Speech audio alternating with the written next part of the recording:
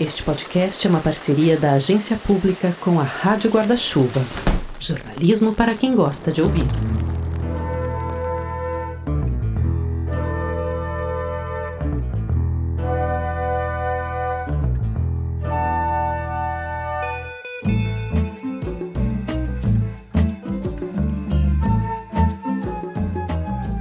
Olá, ouvintes! Estamos começando agora o nosso episódio de número 19. Eu sou a Andréa Dipp, estou como sempre com o Thiago Domenici aqui ao meu lado. Olá, Thiago! Olá, Dipp e todo mundo que nos escuta. O Pauta Pública de hoje está à prova, blindado contra qualquer conversa furada. Para quem está chegando agora para conhecer o Pauta, vale lembrar que o nosso programa é sobre trabalhos jornalísticos que ajudam a explicar o Brasil. Então não poderíamos deixar de fora os jornalistas que combatem a desinformação. Tá certo, Dipp? É isso aí, Thiago. A checagem de fatos virou um recurso fundamental dos nossos tempos. Eu não sei se você sabe, mas o Google tem uma ferramenta chamada Google Trends que mostra o histórico de interesse ao longo do tempo por um determinado termo. E você sabe quando o termo fake news teve uma explosão nas buscas no mundo todo? Chutaria 2018, eleições presidenciais. Não foi em 2018, foi no final de 2016 e coincide, por exemplo, com a explosão de outros termos como Trump e pós-verdade, para quem quiser conferir. Bom, errei um tanto, mas isso tudo quer dizer que nos últimos 5 anos é que essa discussão sobre notícias falsas tomou o debate público de forma mais ampla e com ela, obviamente, também surgiram as agências de checagem. Aqui na Pública mesmo nós tivemos o projeto True. Mas basicamente as agências de checagem são grupos de jornalistas que se dedicam a combater informações imprecisas, falsas, incorretas, sem sentido, maledicentes e fantasiosas. É sobre isso que o Pauta Pública vai conversar com uma jornalista que está à frente de uma das maiores agências de fact-checking do Brasil, a Agência Lupa. E a Natália Leal é diretora de conteúdo da Agência Lupa, formada em jornalismo, foi repórter, editora, chefe de reportagem e coordenadora de produção em jornais e sites do país, como Band, Terra, Zero Hora, Diário Catarinense e Poder 360. Ao longo dos últimos anos, focou seu trabalho principalmente na cobertura diária de política e economia e trabalha desde novembro de 2017 na coordenação de produção de conteúdo da Lupa.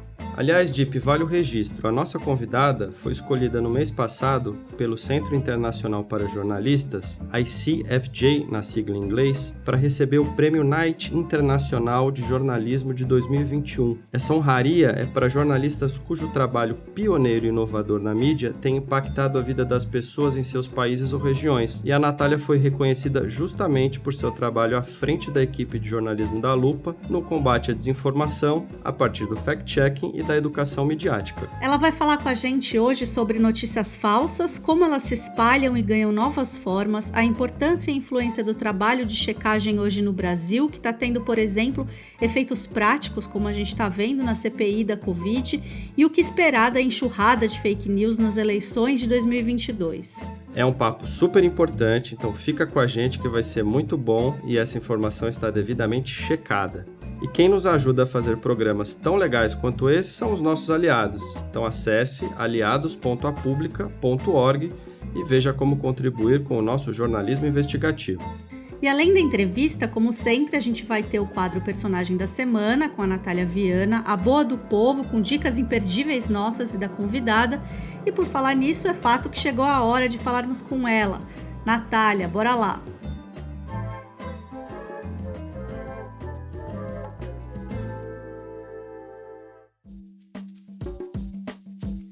Bem-vinda, Natália. Muito bom ter você aqui com a gente hoje. A Lupa tem feito um trabalho muito importante de checagem da CPI da Covid. Eu mesma sempre vou consultar o site depois de um novo episódio.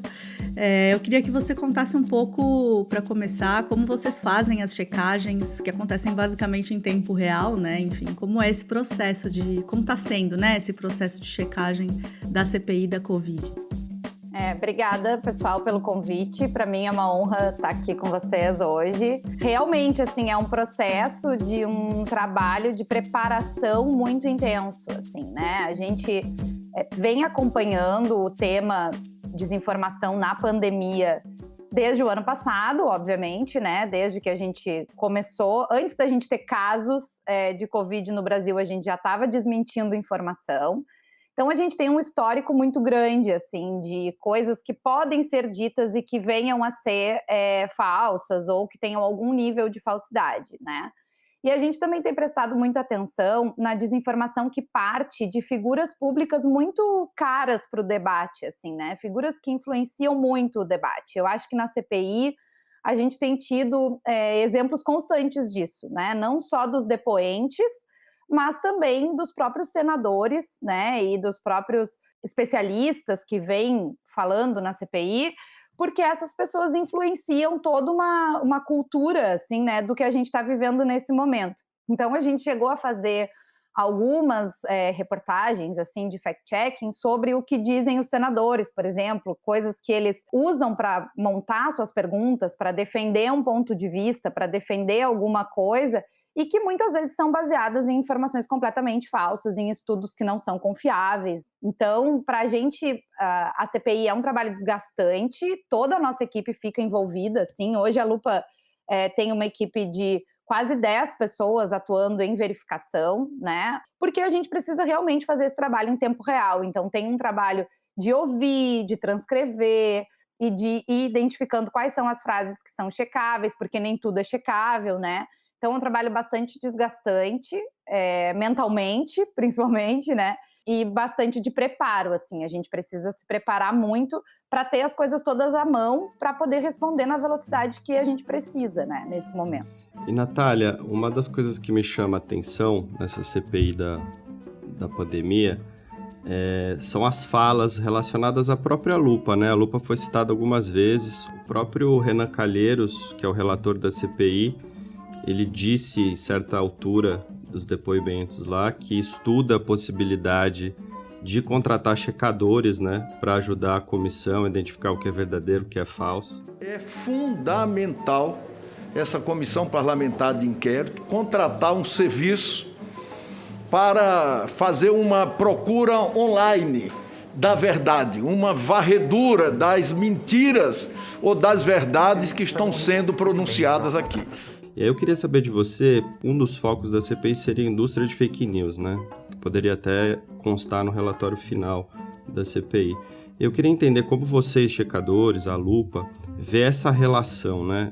Dessa questão de indústria de fake news, como a CPI tem tratado disso, e como que os checadores e a Lupa pode se colocar diante dessa situação, uma avaliação de vocês sobre isso. Essa CPI é muito definidora, assim, da percepção que as pessoas têm do que é a verificação e do que é o fact-check. O Renan Calheiros chegou a produzir um documento, né, a assessoria do Renan Calheiros chegou a produzir um documento de checagem, eles chamaram de documento de checagem. E aqui eu acho bem importante a gente falar sobre o fato de que o que a equipe do Renan fez foi o seu trabalho de assessoria parlamentar.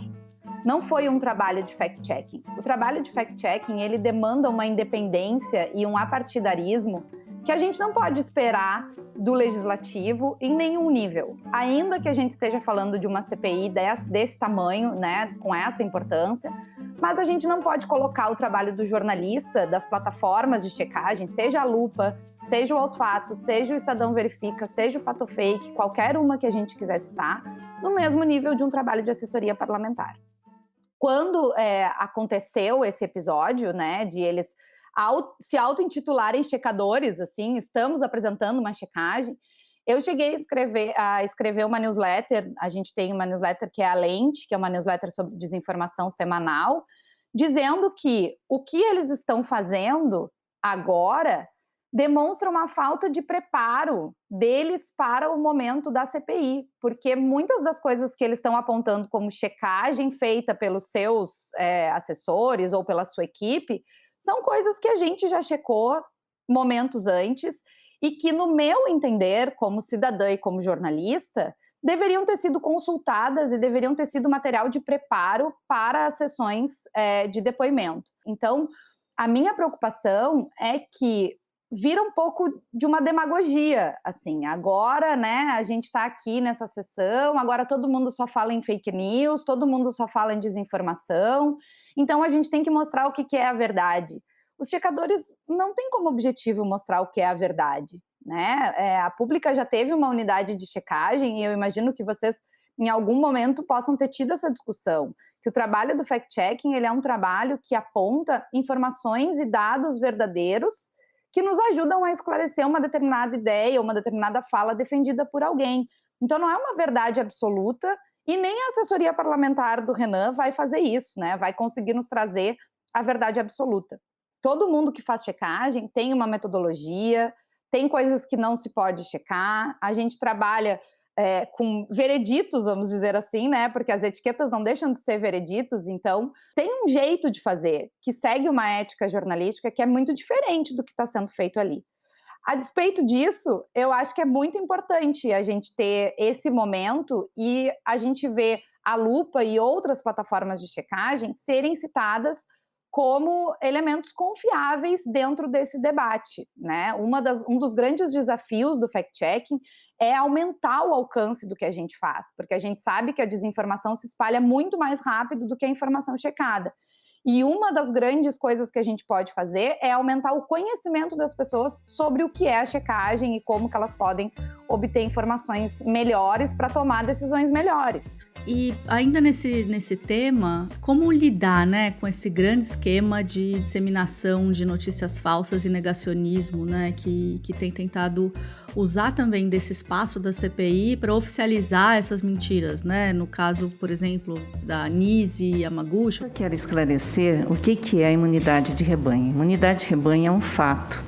Ela acontece quando você tem... Como lidar com esse grande esquema de disseminação de notícias falsas? É bem difícil, André, porque assim, a gente tem coisas que são mais fáceis e coisas que são mais difíceis da gente apresentar uma avaliação sobre. Quando a gente está tratando de teorias conspiratórias ou a gente está tratando de coisas sobre as quais a gente não tem consenso, o que é muito comum nesse momento da Covid, e isso se reflete na CPI, é mais difícil a gente dizer que uma coisa é verdadeira ou que uma coisa é falsa, né? Então, como que a gente lida com isso do ponto de vista jornalístico? A gente lida com transparência, né? Então, a gente diz tudo o que a gente sabe e a gente diz o que a gente não sabe e até o momento que a gente sabe ou não sobre aquilo, né?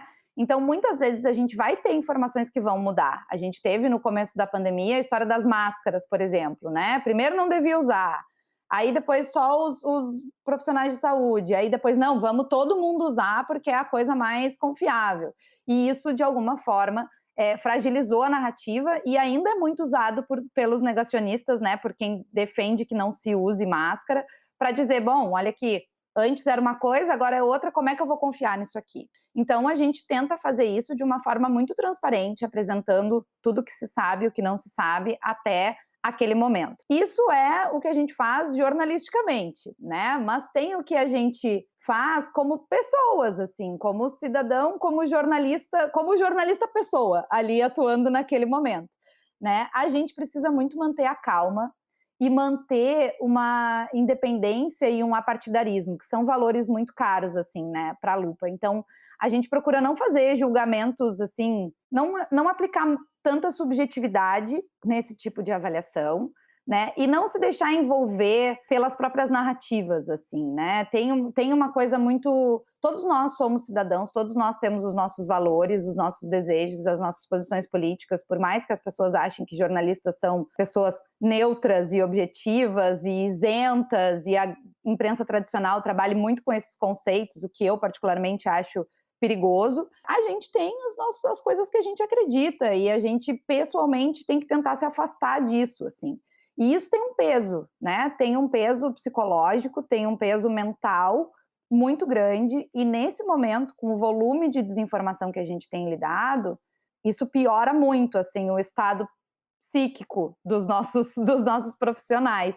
Então, a gente tem tentado dar, assim, algum apoio nesse sentido, tem tentado ser um pouco mais, tornar a rotina um pouco mais leve, períodos de descanso, períodos de folga, respeitar essas coisas, para que essas pessoas que estão ali envolvidas diretamente, elas possam fazer essas avaliações de cabeça tranquila, assim, porque eu acho que é a coisa mais importante que a gente pode fazer nesse momento. Eu sempre falo que a desinformação, ela é mais perigosa quando para o público, assim, em geral, quando ela desperta sentimentos muito extremos na gente, né? Quando a gente fica com muita raiva, quando a gente fica com muito medo ou com nojo, isso certamente está a favor da narrativa desinformativa. E não é diferente para quem está trabalhando, né?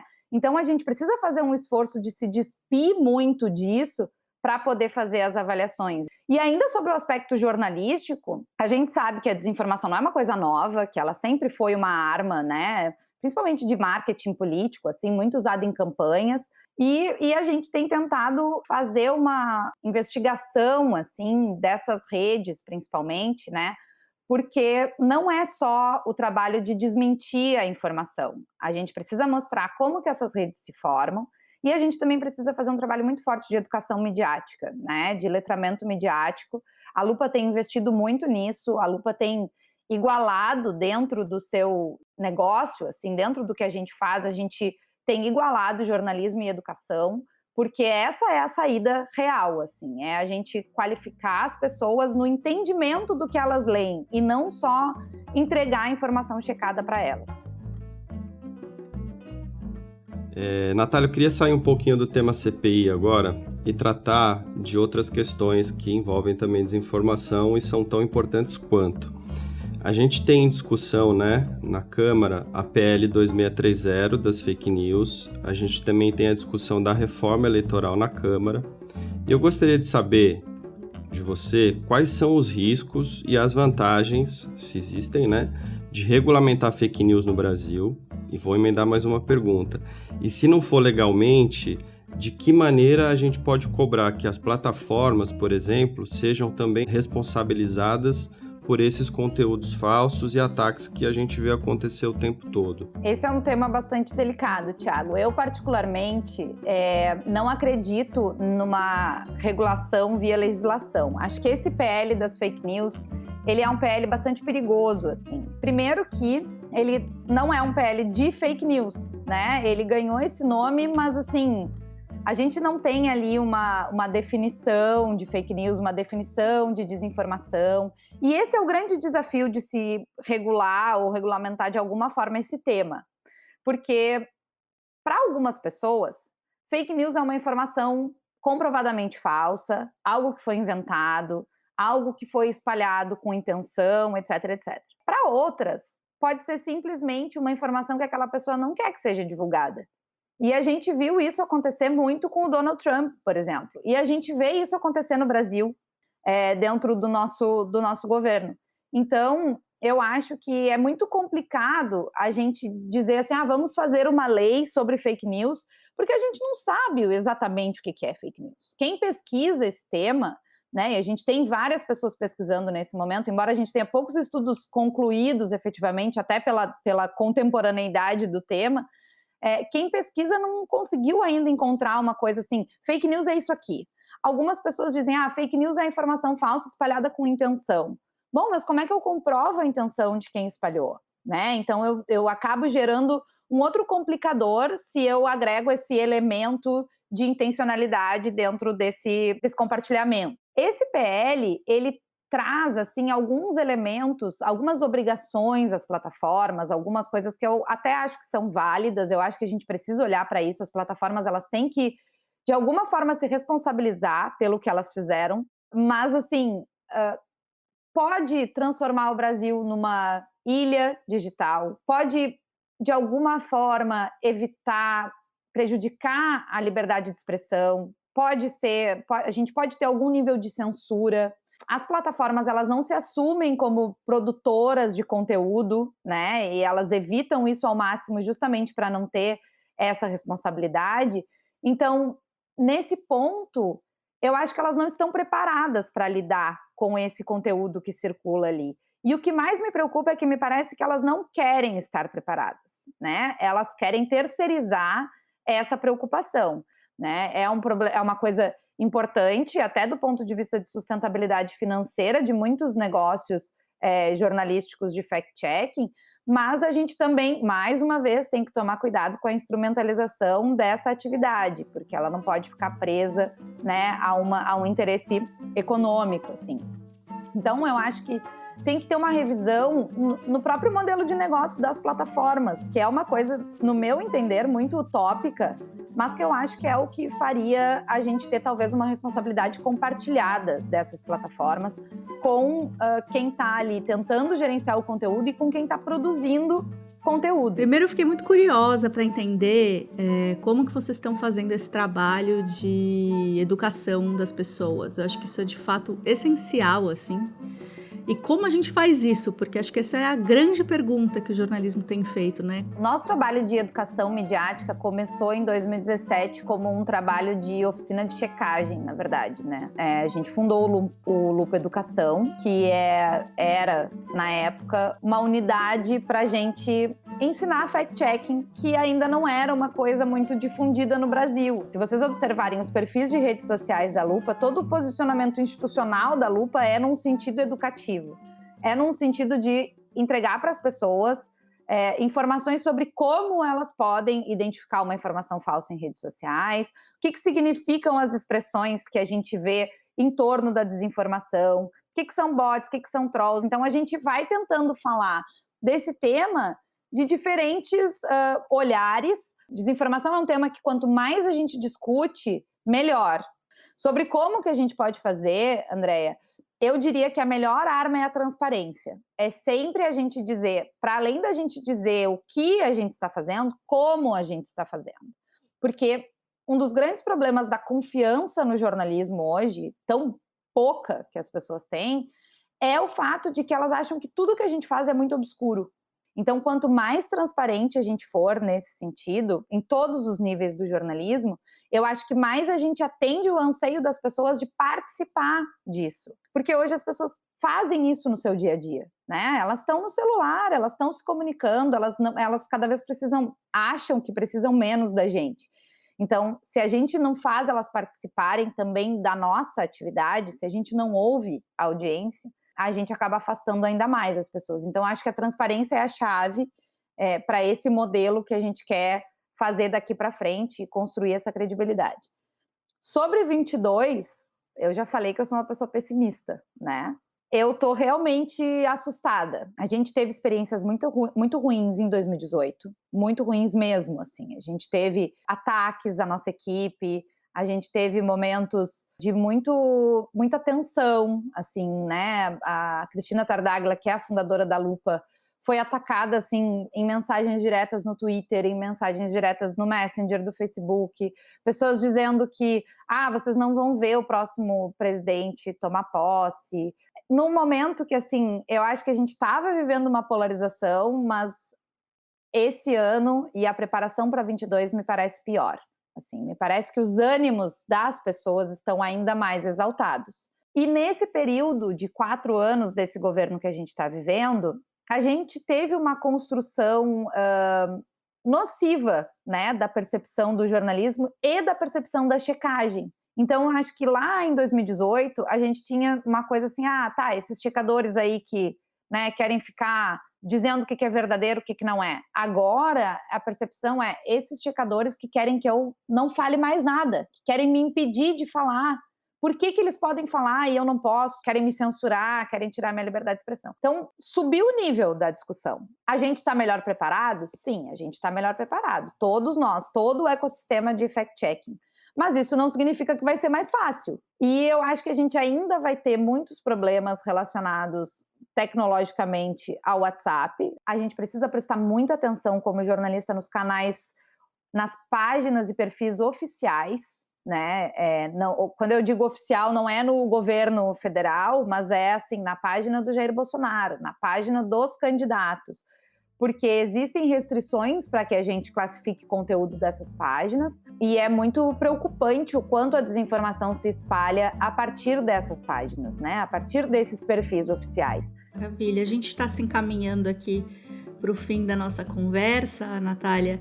Então, para fechar, a gente gostaria que você contasse algum caso ou alguns casos, né, de impacto do desmentido, né? A gente fica um pouco com a impressão, volta e meia, de que a gente está enxugando gelo, assim, né? Daí, se você puder falar algum exemplo que mostre, né, o valor da checagem, assim, para o nosso ouvinte, eu acho que vai ser didático e importante. A gente falou um pouco sobre isso no início do programa até, né? As sessões da CPI têm sido um exemplo do impacto que a gente quer causar. A gente sabe que é muito difícil achatar a curva, né? A gente tem pouquíssimos exemplos, assim, a gente sabe que esse desmentido aqui fez toda a diferença.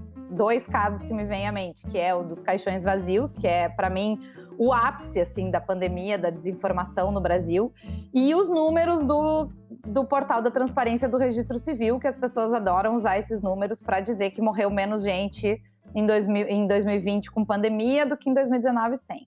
Então, assim, a gente desmentia, recebia vários e-mails dizendo eu não sabia, obrigada por esclarecer, não sei o quê. Daí a gente, ótimo, conseguimos, as pessoas não vão mais compartilhar isso. 1 mês depois, a mesma coisa. É um trabalho quase de formiguinha, assim. A gente faz, aí passa um tempo, aquilo volta, a gente faz de novo, passa um tempo, volta. Mas eu acho que, se tratando de fact-checking especificamente, e não de desmentido em redes sociais, a gente tem alguns avanços quando a gente fala da checagem do discurso público, assim, do debate dos políticos, né? Hoje é muito mais difícil a gente checar um político. Há exceções, né? A gente sabe que tem alguns políticos que mentem compulsivamente, então, assim, eles sempre vão fazer isso. Mas a gente percebe que quando um político vai para uma entrevista, isso a gente observou muito na eleição do ano passado, ou vai para um debate, ultimamente ele está muito melhor preparado e ele erra muito menos, ele usa informações muito menos. Então, acho que tudo isso demonstra um pouco esse conhecimento que as pessoas têm, né? Um pouco mais sobre o que é a desinformação, o que é a checagem, como que a gente trabalha. E eu sempre digo que o checador talvez seja o único profissional que trabalha para acabar com o seu próprio trabalho, porque no dia que não tiver mais desinformação, a gente não vai ter mais trabalho, né? Mas, assim, pelo menos a gente vai estar construindo uma sociedade melhor, eu acho, um jornalismo melhor. Quando acabar, pelo menos se a gente ficar desempregado, a gente vai ter deixado um legado importante para o mundo, eu acho. E com esse final, a gente encerra a entrevista com a Natália. Com pessimismo, mas estamos aí. Vocês estão fazendo um trabalho brilhante mesmo, de muita responsabilidade, né? Nesse momento tão difícil que a gente está passando. Eu tenho certeza que esse trabalho de educação que vocês têm feito também vai ajudar bastante na formação de novos leitores conscientes, né? Que a gente precisa tanto. Obrigada, gente. Gostei muito. Obrigada pelo convite. Obrigada pelas perguntas. Eu gosto muito de falar sobre esse tema porque eu falei, né? Eu acredito que quanto mais a gente fala, esse é um tema que quanto mais a gente fala, mais a gente chega a algum lugar. E não saia daí porque ainda tem muita coisa nesse Pauta Pública, mas agora é a hora de Natália Viana e o seu personagem da semana. Uma palavra que nem existia há um mês virou o assunto da semana desde o último sábado. A motociata em São Paulo. A manifestação de apoio a Bolsonaro por motoqueiros fechou a rodovia dos Bandeirantes, sugou 1,5 milhão de reais em dinheiro público e firmou o marco da campanha eleitoral pela reeleição de um presidente que jamais deixou de estar em campanha. Embora tenha sido pelo menos 10 vezes menor do que Bolsonaro esperava, o ato de campanha foi um tremendo sucesso. E a razão é que ela continua pautando a imprensa e eu estou aqui falando dela. No mesmo dia, canais bolsonaristas se apressaram a publicar a fake news de que o encontro tinha tido mais de 1 milhão de motos e entrado para o livro Guinness dos Recordes. Os jornalistas checadores de fatos tiveram que correr para desmentir a balela. Oficialmente, foram cerca de 12 mil motoqueiros. Ontem, o canal apócrifo no YouTube, Análise de Vídeos, fez uma contagem em câmera lenta, chegando ao número de 6.253 motos. Bolsonaro já anunciou que fará novas motocadas o ano todo, tumultuando cidades pequenas como a Chapecó, famosa pelo time chapecoense, onde 95% das UTIs estão lotadas por causa da Covid-19. Mas o que mais impressiona não é a quantidade de motoqueiros que compareceram, que nem foi tão grande, mas a maestria do grupo bolsonarista em criar um fato político na era da desinformação digital. Como mostrou o jornalista Marcelo Soares, até cerca de 23 de maio não havia nenhuma busca no Google pelo termo motociata. Marcelo explicou no seu Twitter que se trata de uma estratégia de manipulação de informação pública bastante estudada. Um grupo desinformador cria um fato político ao criar novas palavras facilmente buscáveis pelo Google que rapidamente são ligadas a mensagens cheias de fake news para radicalizar a audiência.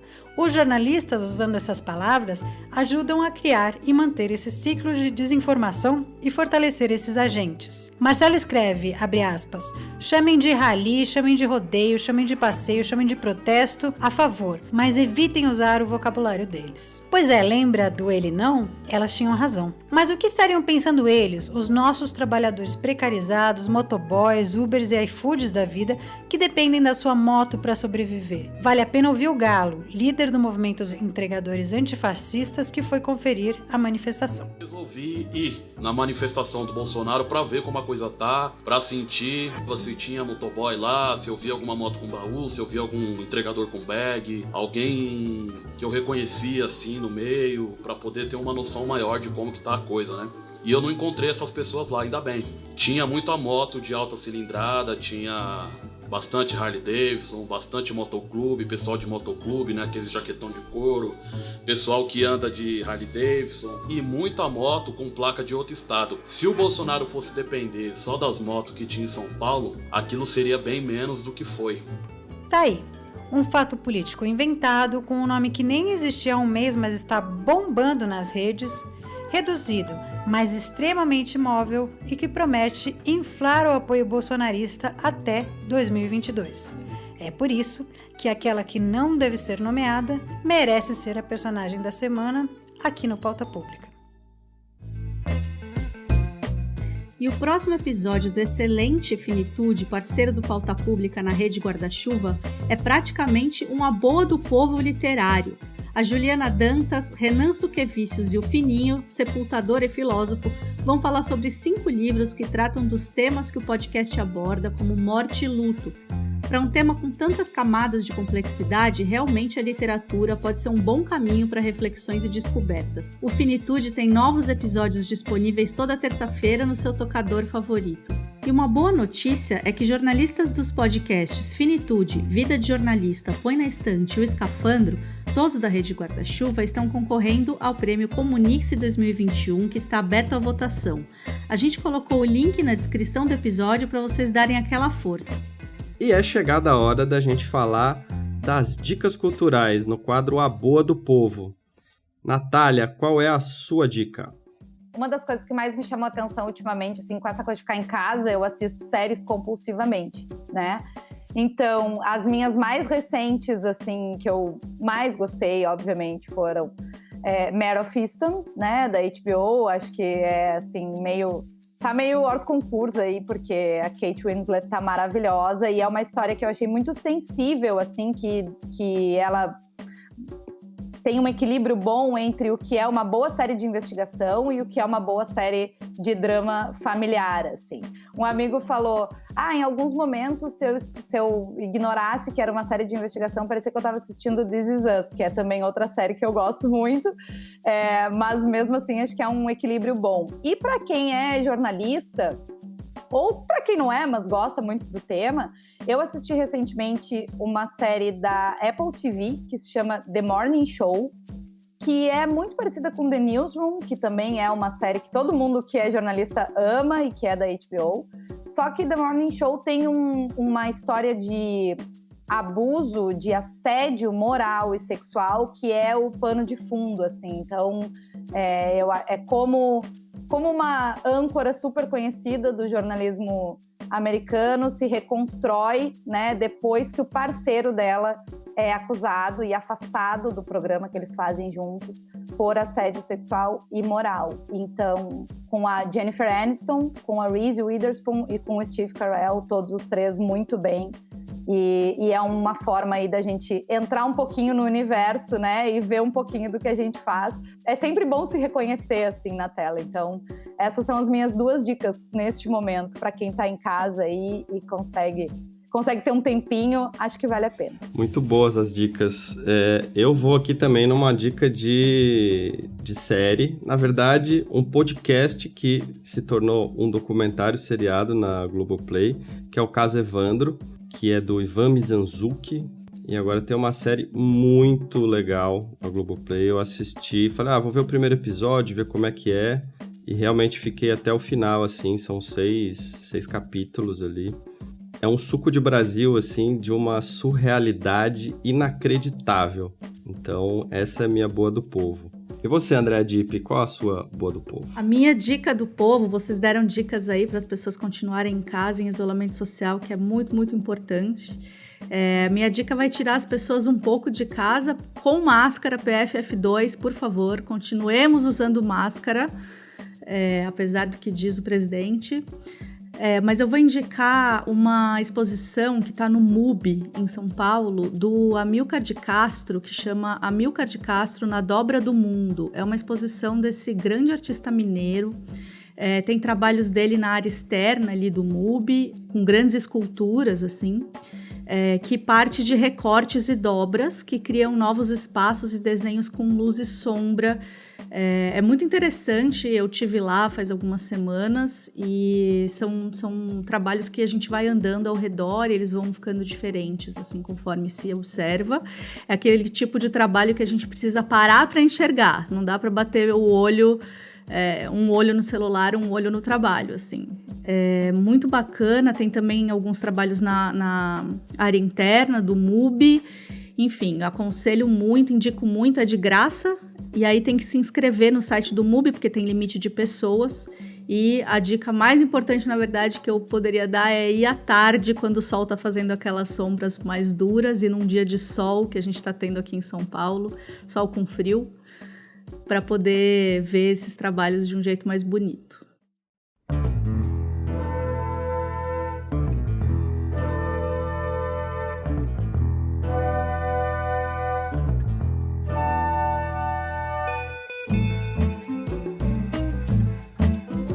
Agora chegou o nosso momento Cartinha Pública, que em breve terá vinheta exclusiva.